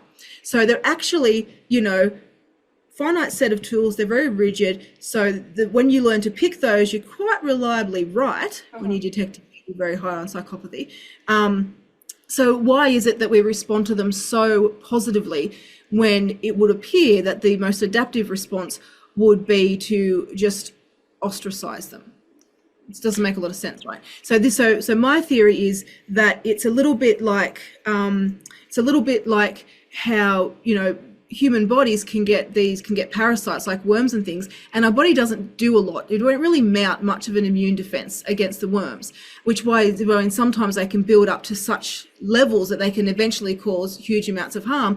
But that's because, the immune response that would get rid of them at those low levels would actually be more harmful than the burden of the worms. So we just sort of live with these parasites. And I think that a similar thing is happening with the psychopaths. So what happens is that you detect that someone is a psychopath, and then you've got a choice to make. If this person is already in your social network and you can't just get rid of them, you can't unilaterally kick them out, they've already got other friends, and you're not in a position to just exit yourself, then the safest place to be with a psychopath in your social network is to be one of their best friends. Because most people in a social network with a psychopath in it are going to get blown up. But the people closest to them will either get blown up last or not get blown up at all. So the immune response to detecting a psychopath, rather than staying away from them, which, is also very difficult, is actually to become their best friend. And this is why they tell you, when you know that someone is very dishonest, very manipulative, the worst thing that you can do is try to convince other people of that. The more you try to tell someone, be wary of him, stay away from him, don't, or her, the more you try to do that, the more they will gravitate. And the reason for that is that the reason why they're gravitating towards the psychopath in the first place is because even though they consciously think, oh, what a lovely person, that's just what their brain is making them think, so they will make friends with him, because that's the safer place to be with such a dangerous person, is to be their friend. So if you're saying this person is really super dangerous, all you're doing is giving them more confirmation that their own perceptions are correct. And so you're making it even more likely that they're going to actually try to politically align themselves and socially align themselves with him, which of course, if you've already detected what this person is and the psychopath has figured out that you can see through them, well, you're already an enemy. So if this person's going to align themselves with you, well, then they're going to very quickly make your enemy. And so I have a rule. Whenever I think that someone is, when I meet someone or someone comes into the workplace, whatever it might be, and I sort of get that, I don't tell anyone. I just don't. It's the worst thing that you can do. The absolute worst thing you can do is tell people, for you and for the people that you're trying to protect by telling. The best thing you can do is just lay low and try to keep your mouth shut and try to make sure that you've got some cover when things blow up. So, you know, very rarely do I break that rule, and whenever I do break it, I regret it. And so I think, so the reason why I'm telling you all of this is because I suspect or fear that a similar thing would happen if you told women not to be feminists. Because I think what women are doing, the reason why a lot of women are sort of following the feminist thing is not so much because of their own individual political views, but they're doing it because of the social contagion, because of the pressure, and because part of their brain knows that this is a highly competitive, highly aggressive strategy, and they are aligning themselves with the aggressors because they don't want to be the recipients of it. So you telling them this is a nasty strategy is just going to be their brain going, yeah, that's what I thought too. Thanks, I'm doing it. I'm on their side because I don't want to be against them. You know what I mean? They're the ones who are going to win in this fight. Exactly, that's right. And so this is the kind of, and so I think this is kind of what we're up against. You know, your first instinct when you detect someone who is like, you're like, oh my God, I've seen like a side of that person that no one else has seen, and they are dead set evil. And then you see all your friends that you really care about just fawning over them, and you think, oh, like your instinct is to want to tell them. It's the worst thing you can do for them and you, because all that will do is just drive a wedge between you and them. Because if you're saying horrible things about this person that they think is really nice, well, they're just going to discard you and run straight for them. And that is invariably what happens. And I suspect the same thing will happen if we try to tell women what they're doing. That's just going to be another cue their brain will use to go, yeah, that is what I'm doing. Exactly. That's right. Thank you. No, you've just confirmed it for me. And they're just going to do it even more. This is the danger of actually telling people. It's just providing them with another cue that, yeah, that's what I'm trying to do. Thank you for confirming I'm doing the right thing, and off I go to do it even more. So how do you know, I'm not suggesting that I have a solution to this conundrum, but that's the conundrum, right? Yeah. This is the problem with explaining to people what's actually going on. They might, in fact, and frequently do, get very upset with you when you say these types of things. But it doesn't make it more likely that they'll change their behavior. It makes it less likely. And so if that's not an option, then again, what are the options that are available that might actually have the desired impacts on behavior? And like I said, I haven't got the solution. I'm not sure I actually know what the solution is, but I can sort of see why particular things may not work and why they might actually have the opposite effect. And I think that might be part of the positive feedback loop that feminism has managed to get itself into, where, you know, the more feminist things get, the more feminist they get. Like, it's become this real, there's almost no stopping it. You know, it just keeps rumbling on, and things that might have been considered things that would have been, absolutely would have been considered just preposterous, you know, not that long ago, are now mainstream. I mean, the whole complete toxification of men, that would have just been seen as just for what it is, as just so sexist not that long ago. Yeah. And all of a sudden, it's not only is it not seen as sexist, but objections to it are labeled sexist. They're labeled misogynist, right? And so, you know, it's just this kind of unstoppable machine. It's almost like, you know, the episode of the system, Yeah, you know that episode of the Simpsons. I'm showing my age now, but that episode of the Simpsons, because Simpsons just has just so many classic episodes. But the one where don't worry. The one where the guy's got his beard stuck in like the pencil sharpener, or like, you know, the old pencil sharpeners in school that you got into, and the old guy, I don't know how, I have no memory of the context of this scene, but the old guy's got his like big long white beard stuck in the pencil sharpener, and they're trying to work out what to do to help him like get it out, but the only thing you can do is like turn the handle, right? Because that's like the only mechanism. So they turn the handle, and his like head goes down a bit, and so they stop and they think and they go, oh well, and they turn it again, like, and he just gets sucked down into this pencil sharpener. And it's a little bit like that. Anything that you try to do, that it just somehow it just plays into the feminist narrative and just actually motivates the situation. It doesn't, you can't, it's hard to see how would you get traction in a way that actually effectively turns it around, because so much of it just plays into it. So many of the arguments against it have kind of like, you know, those bases are covered, I guess you could say. Yeah. I guess, well, there's two things I want to come up with there, because I mean, I've had a hypothesis. It's kind of similar to that. It's kind of like that. Most women won't call themselves feminists, but they are susceptible to the female chauvinism that comes out of feminism. So they will align with that, because who wouldn't? If you're in a culture that facilitates any degree of chauvinism, whether it's female chauvinism, male chauvinism, black chauvinism, white chauvinism, it's part of human nature that you're just going to go, oh, I can get a leg up with that. So exactly. I'm going to have That's some of that. leverage. Yeah? Why would you not? Yeah. So saying that you don't think we shouldn't do it, or it might backfire on us. I mean, I know why I've done it, because I'm autistic, and I kind of I don't really seek the validation of others anyway. And I'm 50 years old, and I've learned.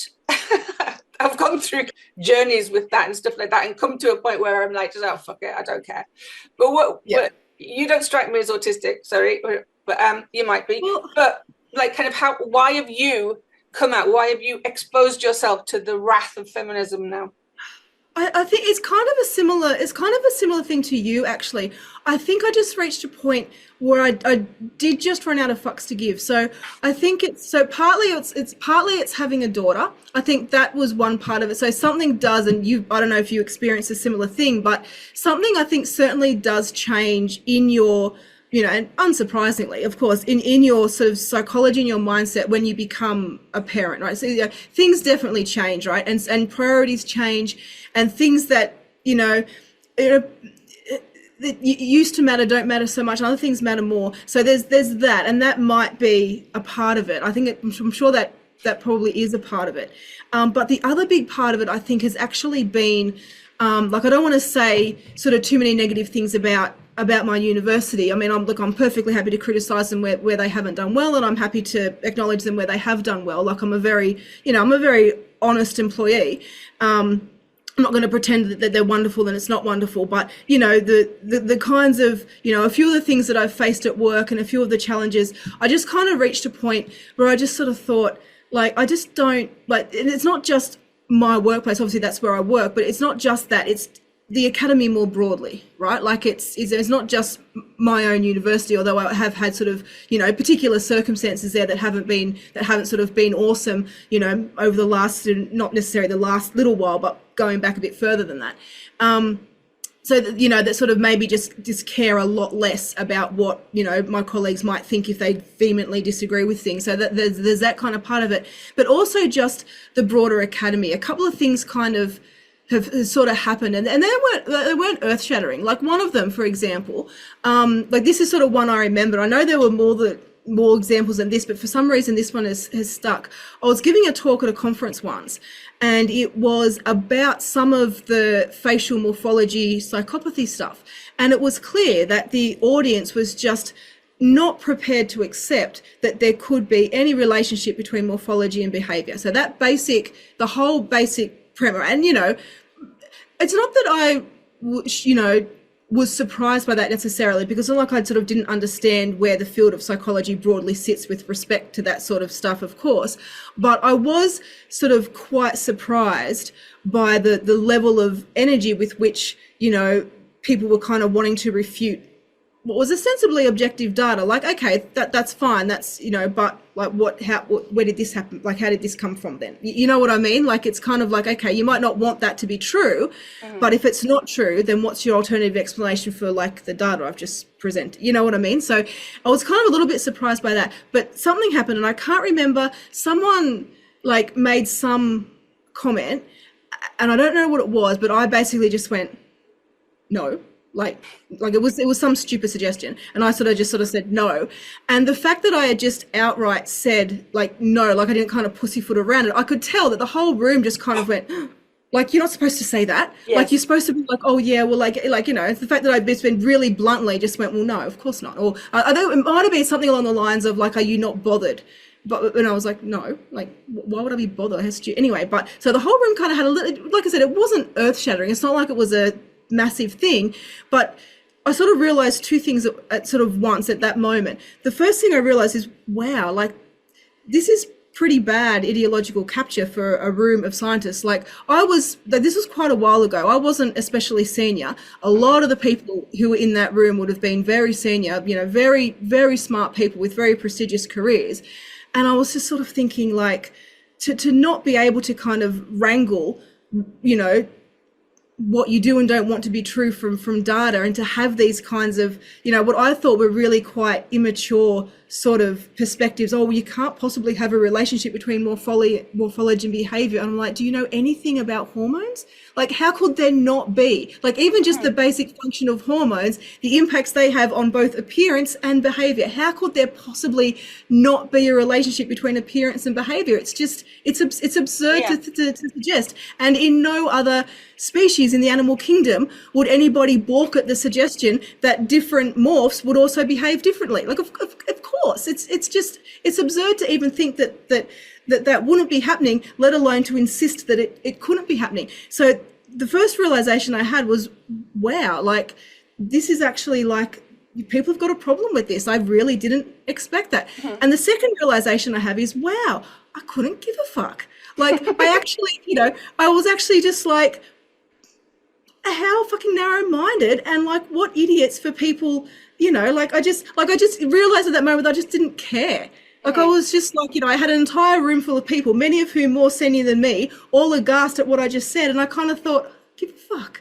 Like, what, like, this is just so ridiculous. And so kind of from that moment onwards, I realized that I had actually run out of fucks to give. And I just stopped caring about a lot of stuff.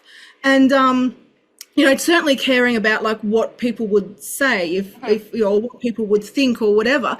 And the kind of thing I've sort of realized from that is, I think that, like, 90% of that stuff is fear, and the other 10% is real, right? So 90% of, like, the control that people have over what other people say is self-censorship, right? It's people just deciding to censor themselves because they're scared. It's not actually because there are going to be consequences. But for 10%, though, there are serious consequences for some people. And that 10% is enough to make 90% of everyone else scared. Yeah. Right? But if you can get over the 90% fear, you realize that the consequences are only pretty low frequency. You don't actually get that much pushback that often. And if you've decided that you genuinely don't care, then it's very difficult for that pushback to have impact. And I don't want to sort of minimize the impacts that, you know, that have had. I mean, people have lost their jobs, people have lost their livelihoods, people have had their lives destroyed. Like, I don't want to minimize that. Like, for the people for whom it genuinely hits home, it's terrible. I'm not trying to pretend that doesn't happen. But, you know, you can kind of, if you're a bit lucky, and I think to some extent, the only difference between people for whom it doesn't come crashing down for and people it does sometimes, I think, is just luck. I don't necessarily think that there's a way that you can, you know, protect yourself against being the person that the storm gathers around. I'm not quite sure that there is much you can do, but you do at least sort of come to realize that the storm is not inevitable. You know, it may not happen, and in fact, it probably won't happen. And so you just sort of start, you know, you just sort of start small. You start by just kind of saying stuff that maybe you wouldn't have said before, and not really anything happens. So then you say more stuff and nothing really happens then either. So then you just start talking freely. And, you know, most of the feedback that I get, like, I get much more positive feedback than I get negative feedback. I've had negative feedback. I've had a few chats with the guys from HR about various complaints about me, and, you know, full credit to them. They've always been very reasonable, very professional. Like, that may not always be the case. I'm aware of that. That is not necessarily, there's no guarantees that will continue, but, you know, full credit to them. I do have tenure, yeah. Okay. But that isn't necessarily, like, that's not that would not necessarily protect me if something happened, right? So yeah, I do have tenure, but that's not, you know, not necessarily sort of, you know, massive protection, but it is obviously protection against a lot of things. But, you know, like I said, I'm happy to give, you know, Charles Sturt credit where they've been good. And that's one of the areas in my experience where they've been great in academic freedom. I don't know if that's the experience of everyone who works there, but that's been my experience. They've actually been great on that front. You know, a standout compared to other places where I've worked and things that have happened to my colleagues who work at other places. So I give them full marks for that. And obviously I hope that continues. But I think in terms of like deciding, like, why would I decide to do this? I think it's for the same reason why I decided to study psychopathy. And then when face morphology became a part of that, why I decided to study that in spite of people being like, oh my God, are you going to be like those, you know, horrible phrenology people? Yeah. I'm like, well, I mean, no, I'm not. But I just, because it's interesting, and I think I've got something genuine to add to the conversation that other people are not necessarily saying. And so, you know, I do it for the same reason I do the research I do that's completely uncontroversial. You know, to me, the fact that it might be controversial is just orthogonal to the reasons why I do it. So it's not that there's any special explanation for why I'm prepared to speak out. It's just, well, I'm going to treat this arm of my research with exactly the same you know, approach to it that I treat the stuff I'm doing that's, you know, absolutely middle of the road and completely non-controversial. I'm going to do it and I'm going to present it at conferences and I'm going to talk about it. And obviously, you know, that stuff would come across as completely dry and boring to 99% of people, and no one will ever ask me to do like a podcast on visual attention or anything. But I approach those things exactly the same way. If somebody did want to do a podcast on visual attention, I'd be happy to rave on about that for 90 minutes as well. So I just don't give the political side of it and the whole cancel culture side of it, and I just don't give that any thought or give it any currency. To me, it's just not relevant. And if it wants to get in my way and wants to make itself relevant, then I'll cross that bridge when I get to it. But for the moment, at least, it's just not a part of the factors I consider when I decide what's the next research project I'm going to do, what's the next paper I'm going to try and write up, you know, what's the next study I'm going to do with this honours student, do I take on this PhD student who wants to study this, all those decisions that you make that take your research in different directions. Just the politics of it is just not, like, it's never been part of the decision, and it, you know, hopefully it never will be. It's just not something that I think about very often. Yeah, well, I think what my strength has been, what most people would think is a weakness is, well, obviously the autistic and a bit ignorant, but also, you know, I started with nothing. I started completely poor. I didn't have any qualifications. By the time I could get into a university, it was Brexit, and people found out I voted Brexit, so it removed their their references. I got offered a place at Durham University that was revoked, because none of the faculty wanted to teach me because I was so controversial. Seriously? And so, you know, I think I've been lucky to have done most of my stuff outside of the academy. And again, you know, so it's probably going to maybe be where the future lies if the academy is going to continue it the way that it is. I think, yeah, look, I don't know. I'm really torn on, you know, I mean, I think there's danger in predicting the future on anything, no matter how good your theories are, because there's just, you know, there's just so much playing into everything. But it's really hard. Like, it's really hard for me to actually see the academy getting out of this. It's so difficult. It's hard for me to see. The left-wing bias in the academy is so strong that the amount of just personnel turnover that there would need to be to just try to level that out, I think is almost, it would be almost impossible to achieve. And of course, it's very difficult to achieve, not just, you know, once you've got, you know, it doesn't matter whether it's left or right, once you've got any kind of ideological concentration, you know, in any kind of institution, it's nothing special about universities, but in any kind of institution, there's going to be very strong hiring biases to reinforce Absolutely. That. It's very difficult to actually, you know, to actually kind of get out of that little, you know, it's like a little eddy, you know, in the river. It's stuck in itself and goes round and round. I was applying for one thing, and they asked, well, how can you defend using social Darwinism as your lens. And I was kind of, well, what? Like that Tom Cruise meme. What? That's not what's happening. What are you talking about, you? But all right, let's get on to the good stuff. Let's get on to our examples. I sent you a video of Okay. There's a it's kind of new. I think it's been going for about 3 months now. It's part of MK Media, Meghan Kelly. I'm a big fan of Meghan Kelly. I think she's great. But I wanted to just show examples of how well, first the kind of like really bizarre rules of female intersexual competition, and how so you're allowed to do it if you frame it in a way that you are concerned about your target. In that paper, I've just got it up here now. It was Tanya Reynolds and Roy Baumeister. Bless her heart. Baumeister was the name I was trying to think of. Yeah, so I'll put that up. And also, I mean, I actually wrote to Maureen, because when I first saw this, I thought, Christ, this is fantastic. It's really entertaining. It's really entertaining, you know, and the kind of like Joan Rivers type thing. You know, she was fantastic kind of at roasting. But it was always just like, there were always rules to it. A bit like, you know, a male roast. I knew as time went on with this, one of the first episodes was about mean girls. And it was like most of the interviews me and you do with people. Oh, those mean girls over there. Not me. I'm not a mean girl. Okay.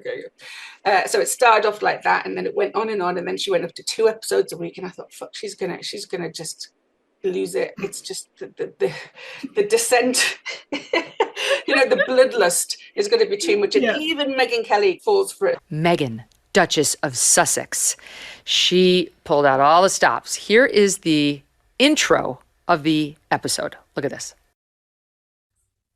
Oh, my God. Why don't you like her? I just threw up a little in my mouth. What? Let me count the ways. There's nothing I like about her. Do you know her?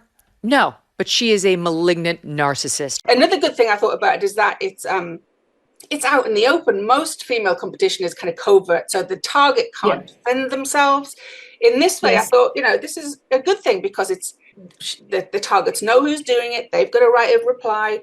But of course, then I sent you a clip of 3 months later with Maureen, because one of their favorite targets is Meghan Markle. Meghan Markle, I don't personally give a shit about Meghan Markle. I don't have an opinion on her whatsoever, but she's a favorite target. It seems to be she's been made a legitimate target for so many people and allow themselves to be bullies. So they'll call her a narcissist. They'll call her all this, and she tried a right of reply, and it was so telling how Maureen Callahan just responded to this, because she was not allowed that right of reply. It was just absolutely brutal. I'll put a clip of that here. This next little segment, this little chunk, this little nugget of gold struck a little close to home. And you know what? I liked it. I like it. I think, well, we here at Team Nerve think that Meghan might be probably none too subtly making reference to a skit that your newly mentioned actress over here did recently. Let's take a look. How did that land for you? I think I knew who I was trying to meet. And so if you know your audience, you know your demographic, well, they love the show. And my partners love the show. And that's why we have a season 2 and why we have more fun coming. Heartbeat. So I think oftentimes the negative voices, are they saying negative things and then secretly going home and making single skillet spaghetti? Possibly. And that's all right. They're trying to pay their bills, and that's for them to sort out if they're comfortable doing it at someone else's detriment. Detriment, dare I say. The piece to which I believe Meghan is referring is part of a performance that I did with one Meghan Kelly, your friend and mine, in a spoof called With Love Meghan, with a Y. And you can tell that really, really bothered Meghan, that like Meghan Markle, like she can't take a joke, like you can tell. And if Meghan had any guts, she'd want to join in the fun. She'd be like, you guys should do a part 2 and let me come on, you know, but she has no sense of humor. None. Take a look at what we cooked up. I'm not reading. I have this in the head. You don't need to see that. Labels aren't important to me, Maureen. The one pan, that's important. 12-ounce cherry or grape tomatoes. It looks like little green pearls. Green pearls. Green pearls. Green pearls, girls. Green pearls, girls. Oh! I I mean, that was fun. We did sample the one pot pasta when it was done, and it was actually pretty good. So if like Meghan could just roll with it and take a joke, she might actually have some fun in this life. Oh my God. Like her mask is slipping. Okay. Her mask is slipping. It takes a lot of effort, as we discussed, because we love to discuss narcissists here. And I believe Meghan is a malignant narcissist. Her inner bitch, the real Meghan, just my opinion, is coming out to play. Why is she still learning about herself? I mean, it's one thing to be like, yeah, I'm always like interrogating what I'm doing and why, but like, shouldn't you have a pretty like formed core sense of who you are at like 45 or however old she is? I mean, she's a middle-aged woman. Delusional. Delulu. I don't think anyone in the world knows that Meghan Markle has eaten Jack in the Box and loves it. It's so funny, too, that you keep saying Meghan Markle. You know I'm Sussex now. Oh. That she will never live down. That is the real Meghan. That's the real Meghan. She's like, you know, it's so funny. It's so funny you say that. You know, I'm Sussex. Like, she can't help herself. She has zero sense of humor. I've said it before. I can't say it enough. She has zero sense of humor, and beware someone who can't laugh at themselves. That's a dangerous person. What we just saw in that exchange, that's the real Meghan. That's the Meghan whose mother was mysteriously not in her life for quite some time as a child, allegedly, reportedly. I believe the source of the narcissistic wound. Whose father, in my opinion, attempted to make up for that maternal absence by giving Meghan everything she wanted.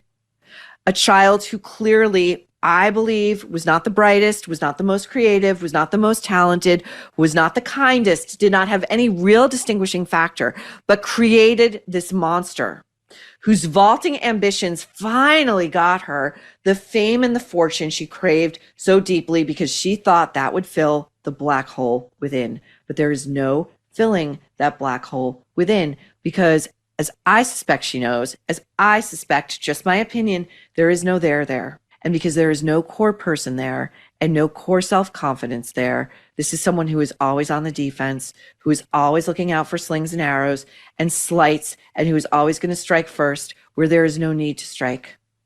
And she creates a feedback loop among the rest of us who have to suffer through this utter disdain and despair, this most insufferable, inhospitable creature. If you could choose one thing for people to know the truth about you, what would that one thing be?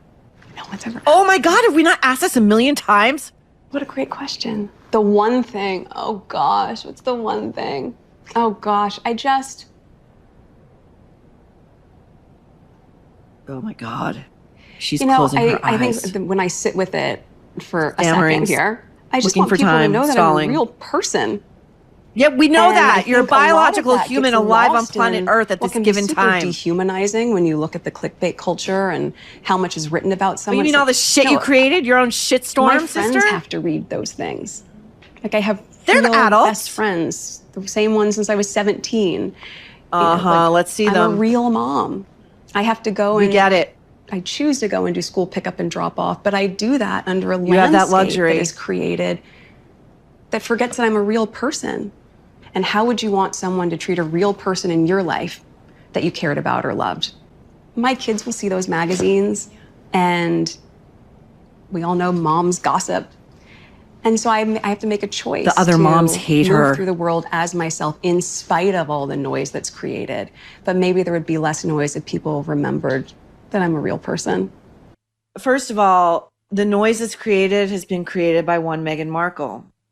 Secondly, I hate people who hide behind their kids. My kids have to read that. You know what? Stop giving fucking interviews. Problem solved. So cruel. So what did you think just watching this development? I thought it was really interesting, and what I thought was fascinating is that I actually thought that Meghan Markle's reply was pretty good. Like, I actually thought she played a pretty straight bat. She didn't kind of take the bait of, not too badly at least, of saying anything derogatory about them. She did make that comment that Maureen then, of course, picked up on. What was it? Something about, they have to pay their bills. And Maureen made a lot of that. But I'm not quite sure that she necessarily even meant it in a derogatory way, because she was kind of saying, I'm doing my thing. This is, I'm promoting my stuff. I'm paying my bills. They're paying theirs. Like, I'm not sure she used the phrase "I'm paying my bills," but the impression I got is that she was just saying, like, we're all doing the same thing here. I'm promoting my stuff. This is what I do. That's what they do. They're promoting their thing, and good on them. It gave me free publicity. Live and let live, but no, you're not allowed to live, Meghan.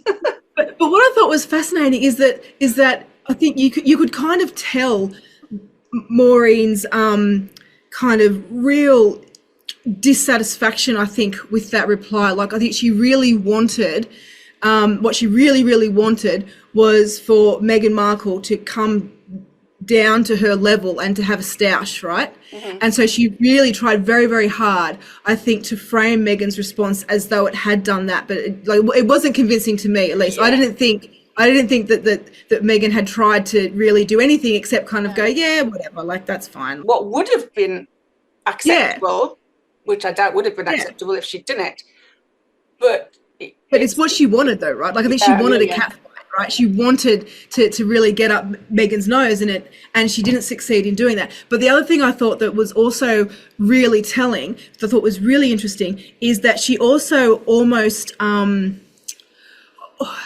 it's almost like an apology or a submissiveness signal.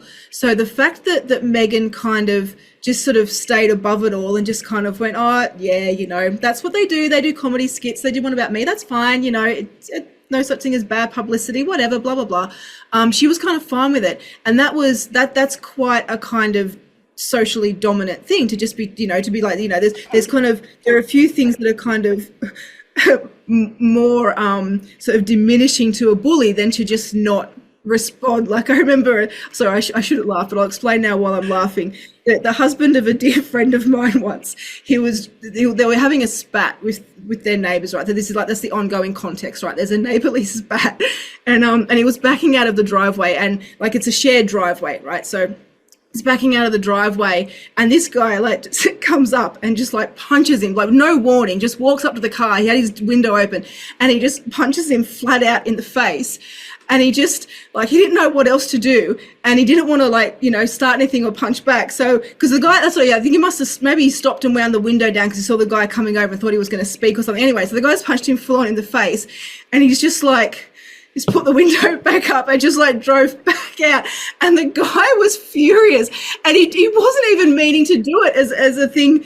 Like, he was just meaning to like get out of there. Like, okay, I don't want to start this, what this is. But the guy was absolutely furious that he just like punched someone in the face as hard as he could, and he's just acted like it didn't happen. And that's, so it's quite a dominant thing to just not react to bullies. Like that, it's quite a show of like, I'm just above you. Like, that's just like, I'm not even going to react to that.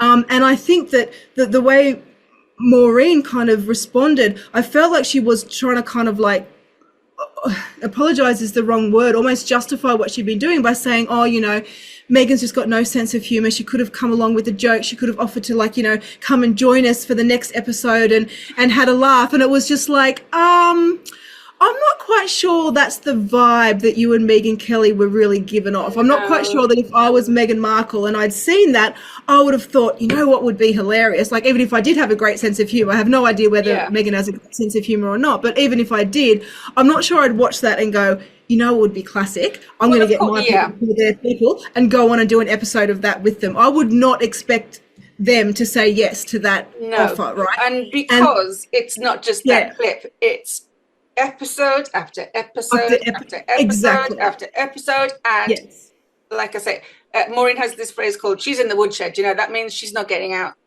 She's not getting out. She is in there forever. There is nothing she could do that can redeem herself. And apparently Megyn Kelly is a Christian. I don't know, would hope that she believes in redemption, but not for certain targets, like Meghan Markle. But not for Meghan Markle. But I just thought that was fascinating, and it stood out to me as, like, first of all, not being convincing. Like, I wasn't remotely convinced that had Meghan Markle reached out to Maureen and Megyn Kelly that they would have said, yeah, come on for the next episode and we'll make fun of your show together. I'm pretty sure that wouldn't have happened. But I just thought that it was almost like an attempt to backpedal a little bit. That's the word I'm looking for. Not so much apologize, but to backpedal. So, the fact that they kind of went, down into the gutter a little bit. I mean, look, it was a skit. It was funny. It's fun. I'm not sort of meaning to criticize them for the skit. Absolutely. But the fact that they went down there, the fact that they sort of, went down there and had a go at her, and she did not take that opportunity to have a go back,